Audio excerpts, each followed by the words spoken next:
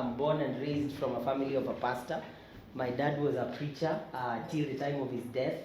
And when they were courting with my mom and dating and planning to get married, might be strange for those that are not believers, they trusted God for a child, and God said to them that He'll give them a son who will have a precious calling. So that's how they named me when I was born. And my dad used to tell me when, just moments after I was delivered in the theater room, he came with a small Gideon's Bible and placed it in my hands. It's the first thing I touched as a boy, as a baby, and he said, "This is going to be your life." So I later on grew up, didn't like the pastoral experience, being one. You know what you say about pastors' children? Yes, I had a lot of that. When you're a pastor's child, you're almost like you are an assistant pastor. So I hated the fact that I lived in the shadows of what my dad does, and I wanted to grow up. Sorry.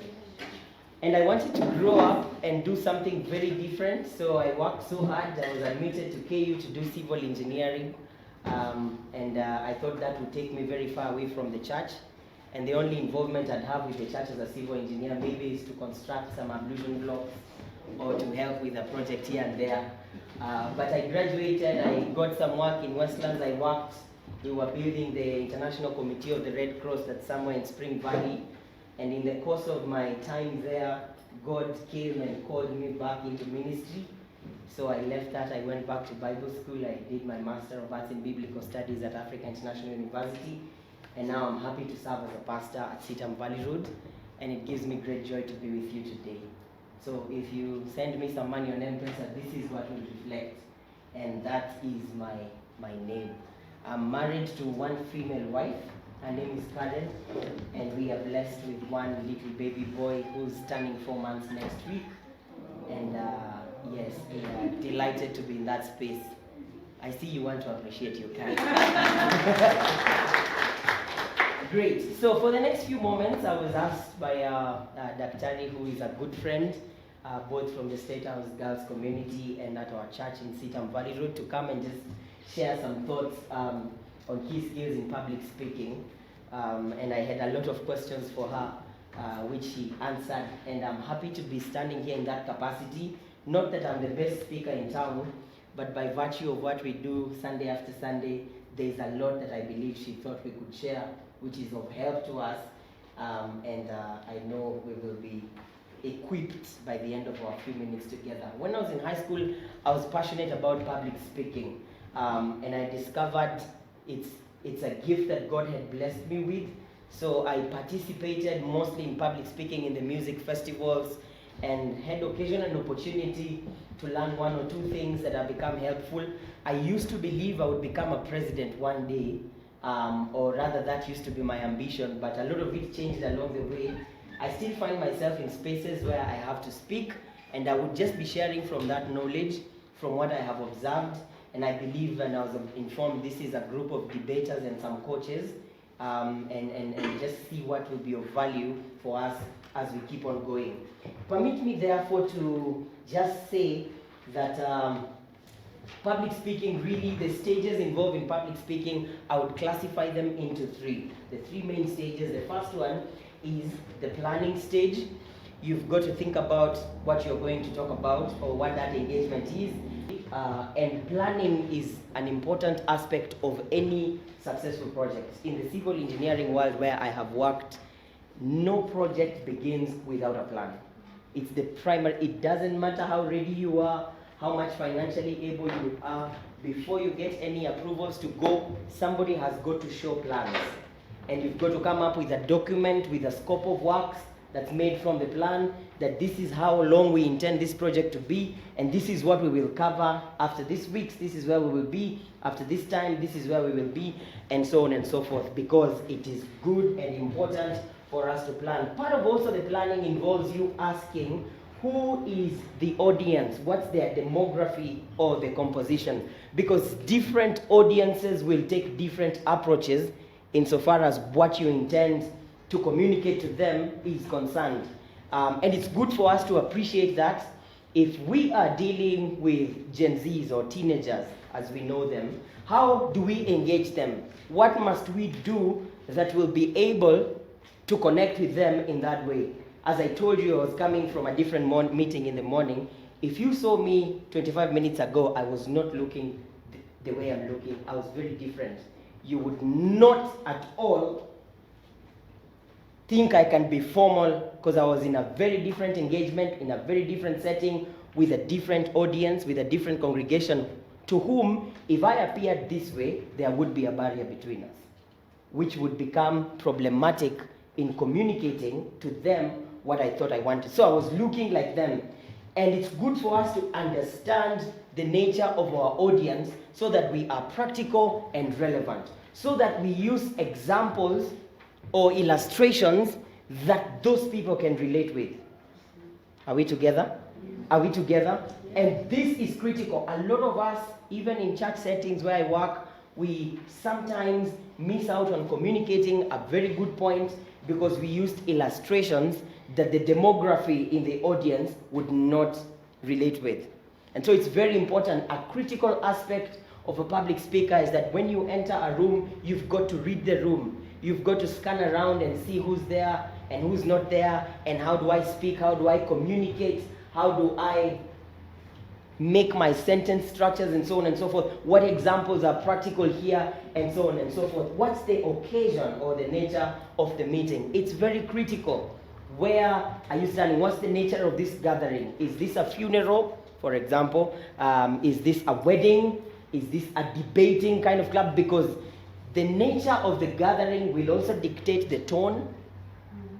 It will dictate the examples, as I said earlier. It will dictate even your mood, so that you have to make sure you are relevant to what is happening around you. You are relevant to the needs in that gathering, the needs in the meeting, as we will be seeing on and on. And still on the plan, once you have identified that, we will talk about the structure of your presentation. How then do you want to start?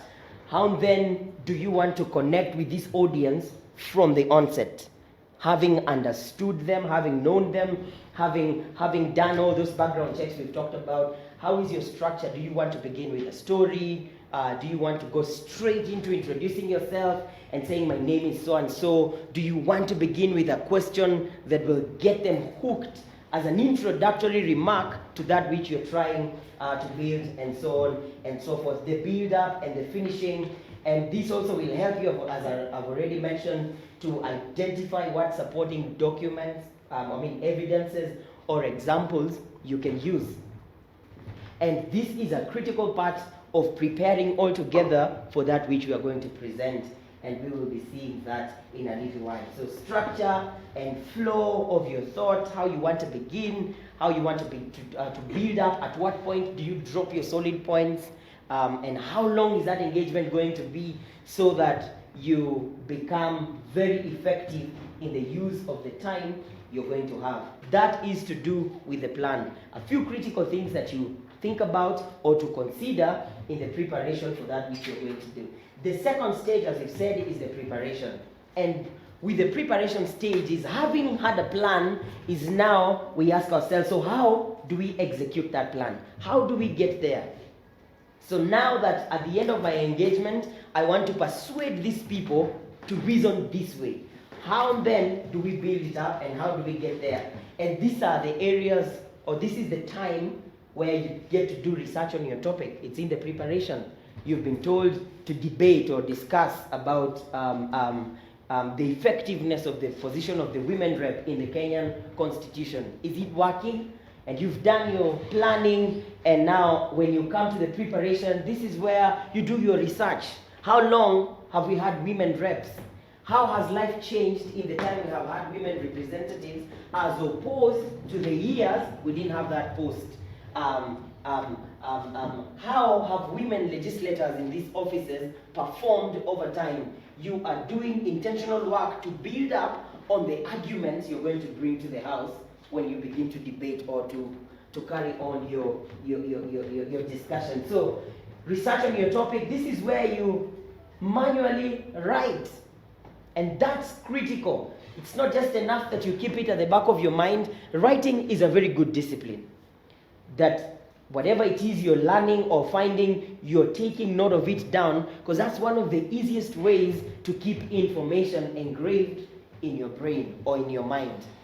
Debaters have to have a discipline of writing, or good public speakers must have a discipline of writing. I write my sermons, but most of the times when I preach, I hardly refer to my sermons because I take time to write them word by word, and on Saturday it's usually my time to look through my script, to read through, to preach to myself, such that if I come up on Sunday morning, like it has happened to me before, and realize for some reason I can't access my notes, I can still be able to communicate. Why? Because the discipline of writing helps you to retain information in your mind. The discipline of writing helps you to remember. You can actually see the corner on which you wrote that point sometimes, and it plays. I write my sermons in color code. If I see green, I know that's either Hebrew or Greek. If I see blue, I know what's coming is an illustration. If I see red on my notes, I know that's a verse. That's a Bible verse I read. So when I sometimes even when I preach, I can be able to see the color codes because I've been interacting with them. And when I see green, I know there is a word I need to lay emphasis on. That's how it works for me. When I see blue, I know there's an example I'm going to give there. I know there's an illustration I'm going to use there. And so every time I can see blue coming, my mind automatically begins to call to memory the illustration that was coming right after the second point. When I see the color code red, I know there's a Bible verse that I'm about to read. And that helps me to not be too fixated on my notes and miss out on connecting with the congregation. And so the discipline of writing is critical. It's important. Learn to write down your points manually, or even if you're typing, still works.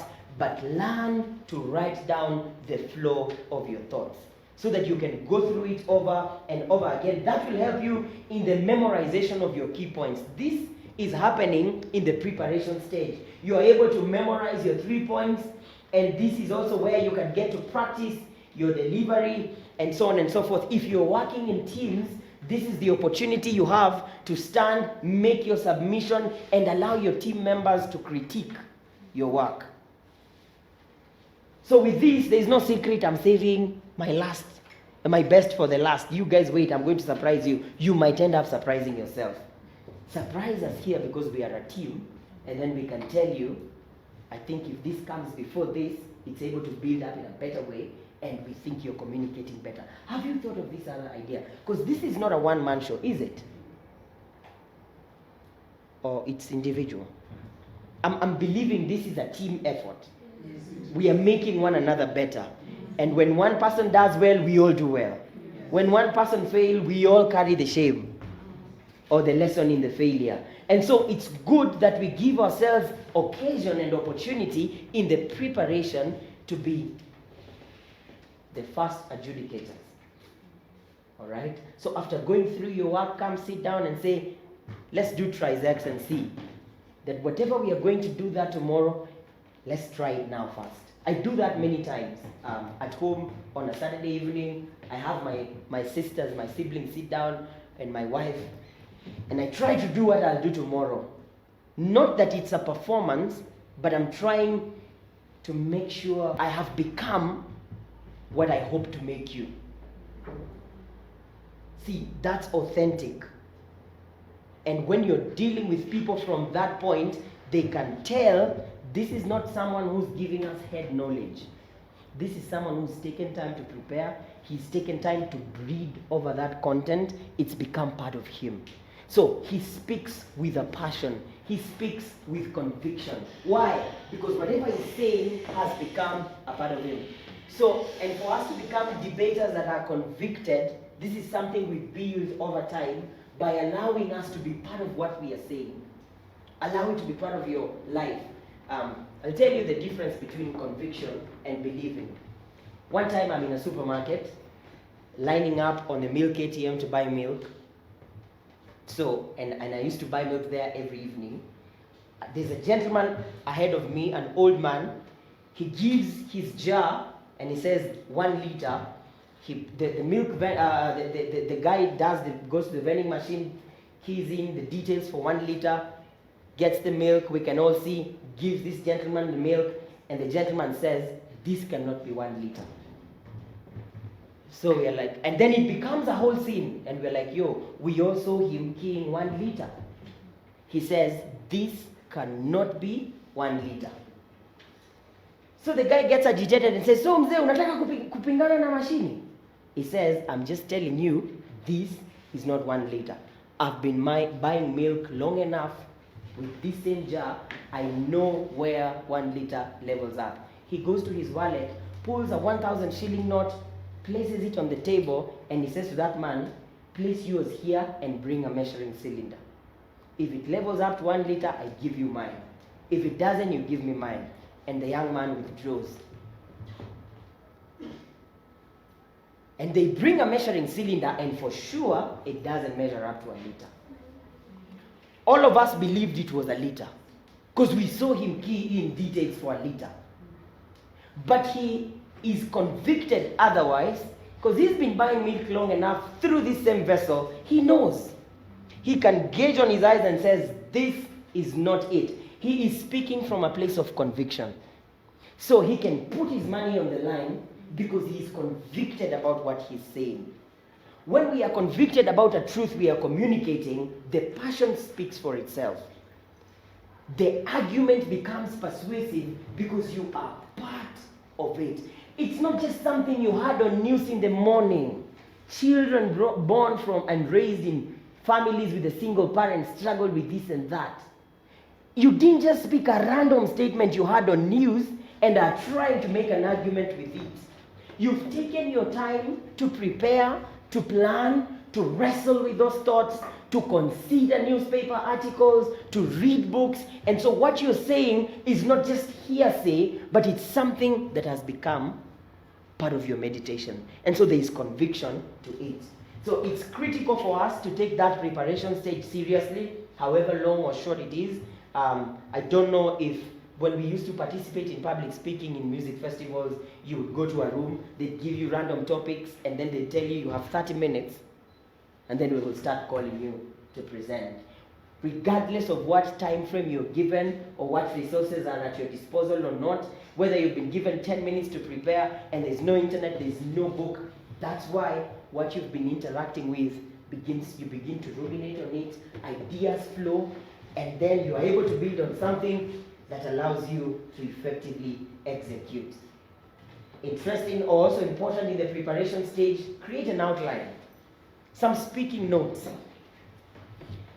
However much gifted we are as orators, we can stand and recite and quote and remember that in 1965, Martin Luther King Jr. standing at this podium at 3 o'clock p.m. in the afternoon, he said this and this. However much you are good with that and God has given you a memory that goes and picks detail, it is important to always just have an outline somewhere. You don't have to refer to it, but it's something you can always look at and know what comes after what. It's good for us to develop a speaking outline that just helps to direct your path. After this is how I will start, this is where I will be, and this is how I will conclude. This is where I will spend the bulk of my time, because this is where really the main ideas are, and so on and so forth. It's good for us to have a speaking outline. Some notes, if you're allowed to carry a book with you, just note down a flow. Just a good flow in a simple way, something that you can see. If you want to do it like me with color codes, you can do that, so that when you see something, it quickens your mind to remember what you have been writing and reading and referring to in your preparation. Rehearse with time limits. If you've been told all of you will have 3 minutes to make a submission, rehearse with 3 minutes. Put a timer there in front of you so that you can time yourself, especially those of us that realize when we have an opportunity to speak, we can really say a lot and we enjoy. It's good to rehearse with timelines. Let your friends be there and put the timers on you and allow you to be able to know what you will say and what you will not say, what is important and what's not important, and that, I believe, will help us get better. And of course, number 3, work on the technical aspects of your presentation. The mishap you just witnessed a few minutes ago is occasioned by the fact that I didn't come early enough to prepare the technical aspects of my presentation. So in the long run, it ends up making me look disorderly. I'm not saying that's what you have perceived me to be, but that's what happens when you make your audience feel like you didn't prepare enough and you didn't test your gadgets early enough, and you came here and you're trying to, where did I say that presentation? Can someone help me remember? And you're calling your colleagues, can someone, do you have my black bag? Can you see my zipper in there? No. Take your time to work on every technical aspects of your presentation. If you're going to show a video somewhere in the middle of your presentation, you want to make sure the video is there. And not just there, but you want to make sure it's the right video, right?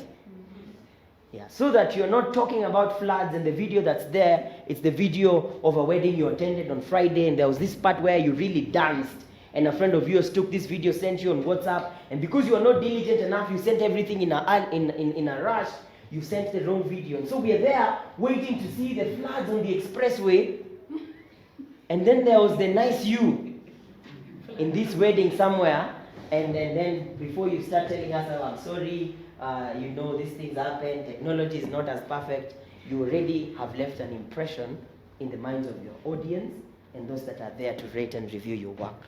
So work on the technical aspects of your presentation in good time during the preparation stage. Are we together? Yes. Are we together? Yes. And this is also a good time for you to anticipate possible objections or questions that can come from what you're presenting. That as you do your presentation, you are also listening and saying, in this statement, someone can counter me this way. If we are debating with this particular group, if I say this, an objection is likely to arise in this area, right? So you can anticipate possible objections or questions so that when someone picks the mic and asks a question, you don't act surprised and you're trying to gather your thoughts and calling people around, who has an answer, right? That you allow some, and that's why it's good to do, to make presentations earlier, like we said, to the rest of the group beforehand, and allow them to discuss and zoom in and say, here, if you make that statement the way you made it, you're opening yourself up for roasting.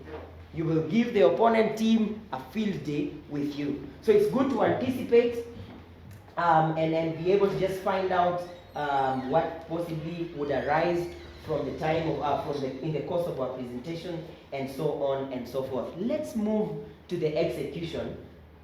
Just before that, moments before the presentation, moments before the execution. How should that look like? Number one, it's important, and I'm guilty here. Arrive early. Arrive early. Familiarize yourself.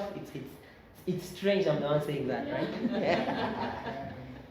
So that you can arrive early, familiarize yourself with the place, familiarize yourself with the room, walk around. For those of you that watch football, do you see what happens in Champions League matches when a team travels from London to Santiago Bernabeu in Real Madrid? What usually happens? They don't first meet the pitch on the day of the game. They come a day earlier. And if you watch those videos, are they called BTS, behind the scenes? Yes. If you watch those videos, you'll see Jude Bellingham and co coming to the Etihad a day before. They walk around the pitch, they look at the stands, they examine the grass, and so on and so forth. Why? We are preparing ourselves, familiarizing yourself with this environment, familiarize yourself with the terrain, familiarize yourself with the grass carpet, so that on the D-Day, there is a feeling of been here before. You know? You've already dealt with the whole overwhelming feeling of, this is a new place, these are away fans, how do I deal with them, where do we run? If it's Old Trafford, you know the trenches just outside of the pitch are a bit deep, so if you don't run in a good way, you can easily trip there and hurt your leg. you familiarize yourself beforehand. You know where the exit is and where the entry door is. So that when your name is called, you come through the place we expect you to come from. Senor? Yeah? And when you're exiting, you exit through the place you're supposed to exit. It's good to be early, to just make it home. Walk around, breathe in and out. Yes, own the place. Boss the area and make yourself comfortable in that regard. And number 2, it's good for you to dress appropriately. This is very important, very critical. Dressing is part and parcel of who you are and what you do. You want to make sure that as you prepare, you don't stand before people and at the back of your mind there is a distant thought, I wish I had dressed this way and not that. That enough can disorient you totally. Right? It can totally mess you up. I wish it was this other skirt. Or why did I wear this heel? You know? You want to make sure, the ladies are agreeing with what I'm saying. You want to make sure you have dealt with all those issues earlier. When you stand there, you know there is no other better dress I would have pulled other than this one. I am good. Are we together? Yeah. So if it's your Sunday best or your Monday best, you get your Monday best out for that function. Leave no stones unturned. Show up and show up to the best of your ability. Like they say, you never get a second chance to make a first impression. So do what you must do. Kill. I mean, dress to kill. All right? Dress appropriately. Let there be no afterthoughts. I wish I did my hair this way. I wish I laid it to the left and not right. Do it in good time, finish and come up. Dressing appropriately also means you have to be comfortable. All right? Wear clothes that allow you to be comfortable and natural. Let the audience not have a feeling he is struggling in those pants because they are so tight. So even your nonverbal cues have to be well thought out. Otherwise, the trouser will burst on you, gentlemen. There are sometimes you can't demonstrate certain things because you'll make way where there seem to be no way. And we don't want to get into those moments. So dress appropriately. Let your trousers be the right fitting. Stand before a mirror, ask your friends, how do I look? And don't lie to them. Don't say to them. And you can see there is a hole. There is a hole somewhere on their shirt. And so when they are making a passionate point, the rest of us are wondering, hey, someone didn't help our brother. We said when we win together. So stand before people, ask them how do you feel. Let them give you genuine feedback about the color of your white shirt. See, that doesn't look very white. All right? It's important for us to be appropriately dressed. Good dressing will boost your confidence. Are we together? Yes. Yes. And sometimes dressings are also crowd sensitive. They are crowd sensitive. So it matters also who is in the congregation. We need to know beforehand. Do I need to dress in a manner that supports what I'm going to be discussing?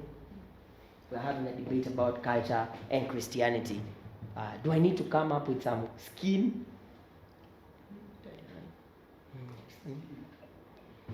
Do I need to wear some skin? Yeah. And, no, I mean, communication needs to be clear. We will get to that, and we will remember this example. All right. So you want to ask yourself whether how you dress, is it going to be part of what you're doing, and if not, then what is the most appropriate dressing for this particular occasion? If you need to be formal, be formal. Right? And we know what formal is. Don't start trousers are not formal. They are fashionable, but they are not formal. And there's a difference between fashion and formal. Right? Yes. For those of you that work in the corporate, you know formality is not just a suit. If I show up in a formal gathering with a yellow suit, or a red. There is a code for what is formal. For gentlemen, black, gray, navy blue, brown, certain shades of brown, that qualifies for formal. And there is a HR guideline to help you know what's formal and what's not. There is a guideline to help you know what's casual and what's not. And here we also have what's smart casual and what is not. These are important things because the impressions you leave with people immediately or you create in people immediately, they see you on stage, it matters. Yeah, you can show up with certain things and someone just disqualifies you and says, oh, vijana wa siku hizi hawako serious. Let's just do something else. So you want to make sure that you have taken time to do your background checks because those things are important. They are important. Gentlemen, you know if you're wearing a tie, it's important that your tie gets right to the top of your belt. You know that? Yeah? And if you're wearing a 2-button coat, if you have to button it, you only button the top part. And when you sit down, you unbutton. And you don't button the lower part. For whatever reason. For some of your fathers. And my dad there included. And you don't do this. Alright? Those are important things to know. If you're wearing a long-sleeved shirt, it's good that it just protrudes a little bit at the end of your coat. Right? If you're wearing a 3-button coat and you have to button it, you only button the middle button. And so on and so forth. Well, I'm not here to talk about dressing, but those things are there. But please talk about them. They're important. They're important. Yeah. I could say some, but I'm a captive today of a few more. You know if you're wearing brown pairs of shoes, your belt needs to be brown. If you're wearing black shoes, your belt needs to be black. I wish I could talk about ladies, but I don't know much about you. So I will help my brothers. They know. We also don't know. Oh. All right. So those things are important. Those things are critical. If you're buying a new suit, you don't wear it with the tag that shows this is tacky. You take off that tag. All right. Yes. So go and check those dress code requirements and what can go with what cannot go with what, and so on and so forth. What you can have as an additional to what you're wearing, so that you don't show up, you have a tie, you have a lapel, you have a pocket square, you have a pin, you just look like a nice Christmas tree. No. You dress in a manner that also does not shout attention. When people look at you, it's simple and elegant. Are we together? If it's the ladies, you have the right fit of your blouses. Yeah. You don't expose what shouldn't be exposed. You cover what needs to be covered. In church settings, we say, don't wear clothes that squeeze out the Holy Spirit.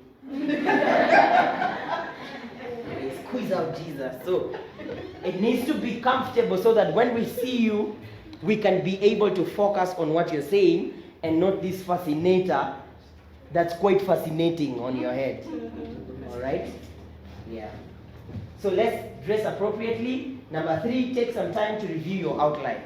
As you walk around, as you wait for the session to begin, you can be checking your outline. You're going through it. You're remembering. You're remembering the flow of your ideas, and so on and so forth. And number 4, keep your cool. All right? Me? Yes. Are you still with me? Yeah, we're saying also importantly is you need to be able to keep your cool. Take it easy, calm down. This is not a life or death situation. Sawa sawa? That's it. We're saying keep your cool. This is not a life or death situation. We are going to be okay. The debate will be over and we will go home. There might be a price to it, but we will still have our lives. And anytime you go into a context, you go knowing that we will always have a winner and a loser. if it's up to a context. But really, when you think about it, there's actually no loser. Yeah. I submit to us, there is more to learn in failure than there is in success. And so, if we go and discover we didn't come up top, and the right thing to do is to come back and ask ourselves, so what didn't we do best that probably we need to be working? Keep your cool. Don't terrorize people. If I don't take advantage of this moment, this is it for me. Hey, relax. Take it easy. Calm down. We are going to be fine. You do not know how much I've waited for this moment. All my life I've dreamt for this day. This is the biggest stage of my life. Take it easy, bro. Keep your cool, all right? Drink some water. If you have some glucose, leaks up. But just keep your cool, maintain your cool. It doesn't matter. This is the greatest stage of your life. That's fine. There will be even greater stages. This is only but the beginning. Are we together? So let's learn to keep our cool. Talk to people when you realize stress is building up, when you realize tension is building. Talk to people. Talk to someone. Shake hands and wake up. Take a stride around the hall. But just try to keep your cool. It is very, very important. This, I believe, will help us to prepare just moments before the presentation. For the actual presentation, we've already talked about first impression. First impression. Create a rapport with your audience. Create a rapport with your audience. It's critical how we start. So you want to think about what's the best way I can begin this discourse. Do you want to start with a question? Do you want to start with a story? Do you want to start with a comment? It's important for you to think about that first impression. That just helps you and your audience to get some synergy or to just click. Then, of course, importantly, introduce yourself with clarity. And clarity there is critical. Introduce yourself with clarity. Let not those that are adjudicating or listening through or rating your work ask one another, did you know what they say? What did he say his name is? Because you said your name the way you say it at home and you forgot we are not your siblings. We don't hear it in that speed you communicated there. What's your name, Precious Call Hamas? Communicate with clarity. My name is Precious Call Hamasi. With clarity so that everyone can hear audibly and don't AKA. Right? Yes, communicate with clarity. Depending with the moment you're in or the place you're in, it could vary. There are places where the AKA would carry the day, and maybe it would be appropriate in driving a certain point. But introduction needs to be very clear. If there are things you're expected to say in your introduction, make sure you say all of it. But keep it short, keep it relevant. We don't have to know how many you are in your family unless it's contributing to what is being said. We don't need to know a lot of details that are not concerning us for this. Keep it short and very, very practical. Number 3, engage the audience. Is it going to be through storytelling, rhetorical questions, and so on and so forth? It's important for you to think about that. Storytelling is one of the most powerful ways of connecting with a congregation. About a month ago, I was invited to Visa Oshuel Academy here in Westlands. A few of you may have known there was an incident there, or rather 2 incidences, where students drowned in a swimming pool, and one of them, an 11-year-old boy, died. There was a lot of chaos in school, so they closed down for about 2 weeks. Then they opened the school, and they realized there was a lot of unrest, and there was unrest and just emotions, and they thought they needed to do something about it. So they reached out to our counseling. We have a counseling center at Valley Road, and they invited a team of counselors to go. And what they wanted to do was to have counselors distributed to every class so that they can talk to the students. But before that, they needed to have one plenary session that will have one speaker to try and address that situation. So they asked me to speak. They asked me to speak on a Wednesday evening. We were going there on Thursday at 8 in the morning. And I honestly didn't know what to speak and how to start. So we got there early in the morning. We were in a green room doing some briefing. One of the teachers stood up and said, this school has a population of 2,500 children. A greater percentage, 70% of them are Muslim. There's a small minority of Christians and Hindus. And he said, and we'd just like to request whoever will be speaking to not antagonize the students on the basis of faith. Hey, now that's tough.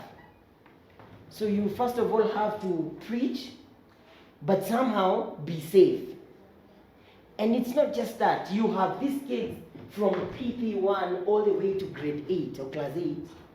And somehow every one of them has got to benefit from what you're going to say. And that was tough. And I thought about it for a moment, and we only have less than 10 minutes before we go to the assembly. And I just remember going up and telling a story. And it was a story that's in scripture, but just retold in words that are very much practical, applicable to the younger ones and to the older ones. And I told them the story about a man who told some of his friends to get into a boat so that they can cross over to the other side to go and continue with some work.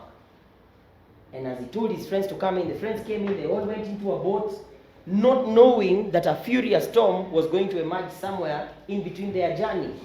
And as they were seated in this boat, and the one who started that journey, the story tells us that he was sleeping in the stern, and a furious storm came and it began to hit this boat, and they all started screaming.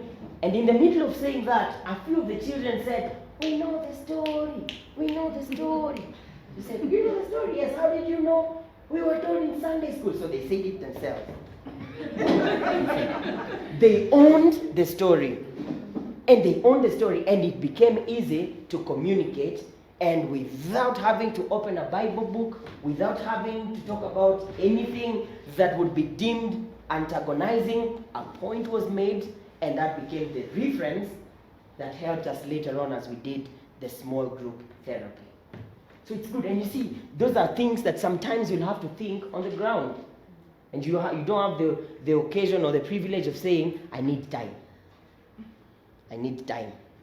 Can we extend a little bit so that we can prepare?" Part of what is expected of you is that you are able to step into the moment and think on your feet. Are we together? Yeah. Are you getting me? That you're able to think. That's why it's good for you to be readers and people who interact with content. Because sometimes you're seated somewhere and things just keep popping up. And that becomes easier. So let's engage. Let's ask ourselves what stories can be appropriate in telling the message we want to. I personally love storytelling. I incorporate it a lot. And most of the stories are personal to me. They are not fictional. They are things that have happened to me, to my family, and I have many of them that I can tell in different instances to help me communicate certain points. But how do you get there? The previous stage before this. It's the preparation. I want to make this point. How best can I help my audience see how significant and how important this is? Tell them a story. Tell them a story. Are we together? Several times, Mwalimu invited me to preach to their school, and I was going to preach to them about running a disciplined race from 1 Corinthians chapter 9, verse 24. Do you not know in a race all run, but only one receives a prize? How do I communicate to these students so that they can appreciate that the winning of a race, according to that verse, 1 Corinthians 9:24, the winning of a race, Paul says, run in such a way to win. Why doesn't he say, run so fast so that you can win? I grew up in a primary school that used to take part in athletics. And how we used to get the winner is really simple. There was nothing spiritual. Who crossed the finish line first? Sindio? Ama nyinyi mlikuwa na another measuring parameter. So I've grown up in an environment that tells me if you want to win, be fast. And here is Paul saying, if you want to win, run in such a way to win. How do I communicate this point? And then I remember watching a race in 2011, August 26th of 2011. The World Athletic Championships were in a city called Daegu in South Korea. And on this particular day, this 26th of August, the world was going to be treated to the iconic 100-meter sprint. And there was a lot of interest on this particular race because 2 years ago, Usain Bolt had set a new world record when he ran 100 meters at a record time of 9.56 seconds. There were speculations that on this particular event, he was going to set a new world record. And so this race attracted a lot of interest, attention. So this stadium in Daegu was packed to capacity. People came, filled the stadium to witness 9 historic seconds in the history of the competition. Millions of us across the globe, we were seated in front of TVs waiting to witness one of the greatest races in the history of this particular event. And I still remember, like yesterday, the 8 of them. On lane 1 was a gentleman called Daniel Bailey from Antigua. On lane 2, there was a guy called Kim Collins. On lane 3 was Walter Dees from USA. On lane 4 should be Nesta Carter from Jamaica. On lane 5 was Usain Bolt himself from Jamaica. On lane 6 was his Jamaican counterpart. His name is Johan Blake. On lane 7 was an American called, I can't recall his name, it was not Tyson Gay, it will come. And on lane 8, Justin Gatlin, yes, thank you, sir. And on lane 8 was another French called Christopher Lamaitre. And they said, on your marks, and all of them went down, and there was pin drop silence. Set! Before the gun went on, Usain Bolt had what we call a false start, where he starts before the time you're supposed to start. And immediately he did that, he pulled out his vest in disappointment and he slammed it on the floor, had his hands on the air. We didn't know what that meant until we saw a little Korean gentleman coming. He was in white t-shirt and navy blue pants, and he had a red flag on one hand and a white flag on another. He came and followed Usain Bolt, waved the red flag on him, and escorted him out of the pitch. And he was disqualified. They didn't say, yo, boss, we understand this is a tense moment. A world record is on the verge of being broken. So we understand, we will give, you're a world champion, you've done this before. They didn't say that. He broke the rule of the game and he was disqualified. And they said, on your marks, set, lane 5 was empty. Go. The 7 of them went on, and that race was won by his Jamaican counterpart who was on lane 6, Johan Blake, and he won it at 9.96, way much longer than Usain Bolt would have taken, even on a bad day. Can we say the person who won that race was the fastest man on earth? No. Live even on earth, in the vicinity of the stadium? Absolutely not. Why? The person who was the fastest man on earth, or at least the one who bore that record, was disqualified. Why was he disqualified? Because he violated the rule of the game. So primarily what the sportsmen are saying, first, it is that you ran in such a way, you kept the rules of the game, primarily. When that is established, did you finish first? Yes, get the crown. So you can use a real life example to make a passionate submission about a case. And because I see some of you are still not convinced, in 2016, the Olympics were in Rio de Janeiro in Brazil. Our very own Ezekiel Kemboi came and announced, this is my last Olympics, then I will retire from the steeplechase, and I will go and run marathon. And when he said that, all of us knew, if he is retiring with this race, it is going to be a gold medal. Right? And we were excited, and we watched as Ezekiel and the rest of the guys went for the 3,000 meter steeplechase. On your mark, said go.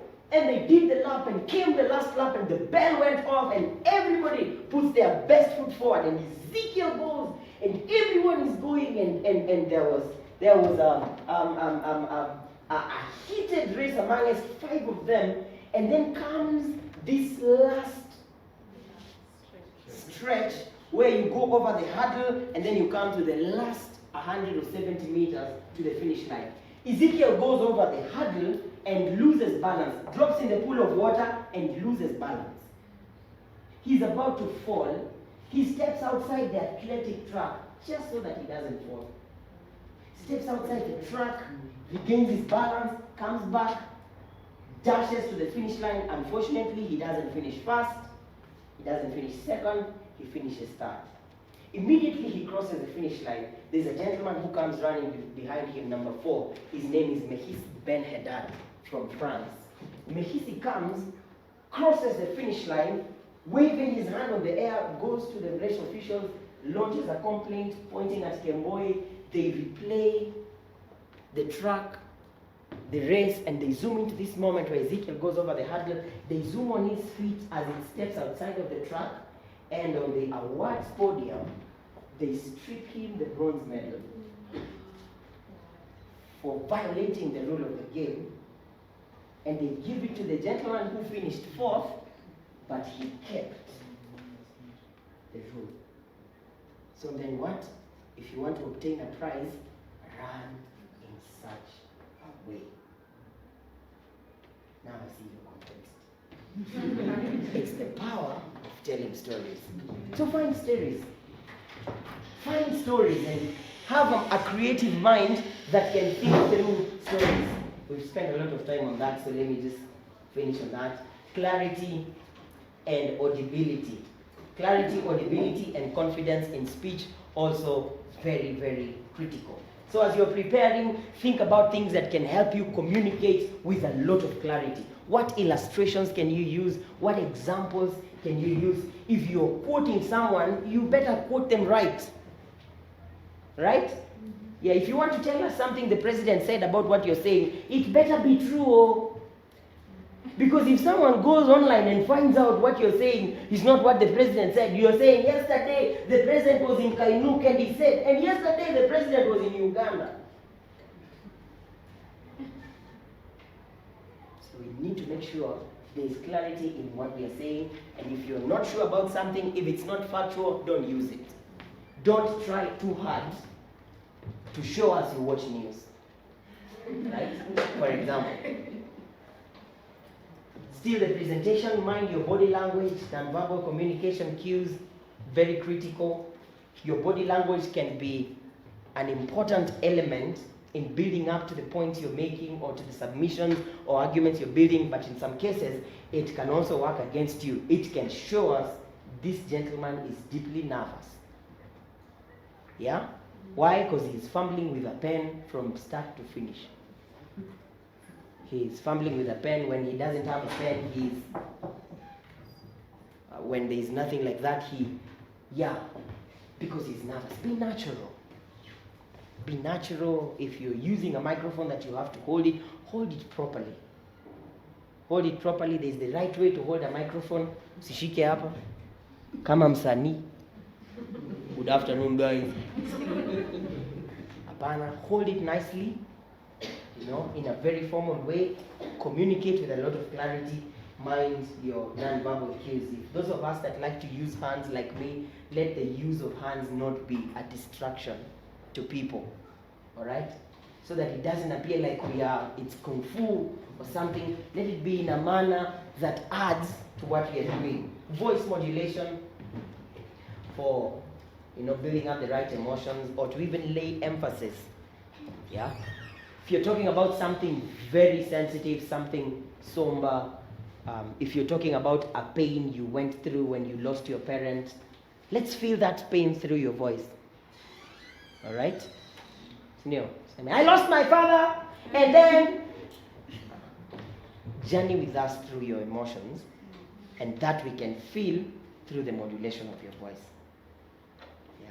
You can actually carry us with your voice, and place you get and you take us down and we are deeply convicted, and so on and so forth. And that will be important. Let's see your passion. Let's see the passion in what you're doing, and of course, very importantly, time consciousness, which we have already discussed. So in a nutshell, brothers and sisters, ladies and gentlemen, what we are saying, all that can be summed up into this 5 or is it 6 C's. Your confidence, your clarity, your credibility, your connection with the audience or your participants, the creativity employed, and your ability to be in control of the room. Confidence, we will see it, we will tell it, your voice will tell us your confidence.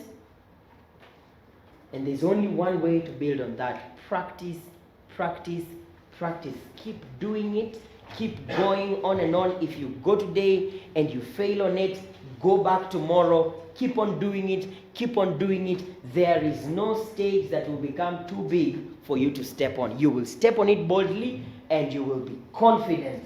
Clarity, we've already talked about it. Communicate with clarity. Let your examples be clear. Let your illustrations enhance the message you're trying to make so that we are not left wondering, what did he mean? Was he trying to mean this and that? Communicate with a lot of clarity. Be credible. Credibility means you own the content. It's yours. We don't have the impression you've downloaded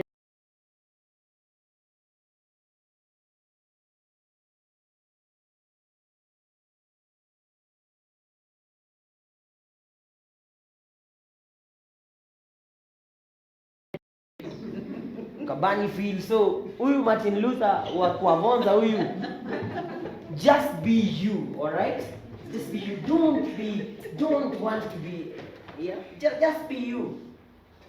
Authenticity is a good thing, and God uses us when we are ourselves, all right? So if you try to be someone else, or if you go and try and copy someone else's arguments and cram those lines and you will come there, we will see through the cracks because it's not authentic. Connect with the audience as we talked about. Let's see your level of creativity in the kind of illustrations, examples, and so on, and the things you're bringing on board, and then exercise control of the crowd. What do you do when you step on the podium, you're trying to make a point, and there are some people that are talking?